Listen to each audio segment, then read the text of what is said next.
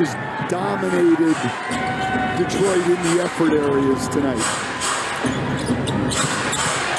I was wrong. I picked Detroit. They lost by 31 in the Game 7 at home. That's kind of embarrassing. So let's just sit with that for a second and actually figure out what happened. Because the box score tells a pretty clear story. The first thing I noticed, and honestly it kind of says everything, is that Cleveland's two leading scorers were Jarrett Allen and Sam Merrill, both with 23 points. Not Mitchell, not Mobley, but Jarrett Allen and Sam Merrill.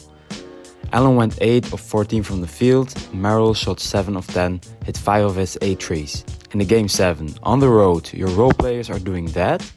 Cleveland is just a team that has enough talent at every level that it almost doesn't matter who shows up on a given night. Mitchell still had 26 and 8 assists. He played a great game, distributing the offense but also delivering when his number was called upon.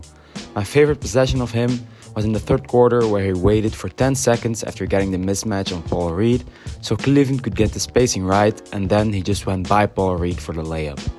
Mobley added 21 and 12 rebounds on 70% shooting. Cleveland shot 50% from the field as a team. That's kind of absurd for a Game 7. Now Detroit, and I want to be fair here, because honestly this was an effort thing across the board. But also the efficiency just wasn't there. Cade shot 5 of 16, went 0 of 7 from 3, finished at a minus 32 for the game. Asar Thompson 2 of 7, Tobias Harris 0 of 6, 0 points from the field, all 5 of his points came from the free throw line, and Marcus Sasser 3 of 12, who to me shouldn't have played as much as he did in this series. Detroit shot 35% as a team. That's a 15-point gap in field goal percentage between the two sides. At some point, that's not Cleveland's defense, it's Detroit just not making shots. But here's the thing, and I've talked about this before. I actually made a video specifically about Detroit's secondary creation problem this season. And tonight was the clearest example of it. When Cade was off, who else can genuinely create? Dennis Jenkins led the team with 17, which is a solid game. But he's not someone you can rely on as a true secondary creator in a playoff elimination game. Caris LeVert came off the bench and was honestly their most efficient perimeter scoring. 11 points on 60% shooting. The pieces just aren't there yet to compensate when Cade has a bad night. And look, the talent gap was real. I think I slightly underestimated it going in. Harden shot 2 of 10 and still finished with a plus 31.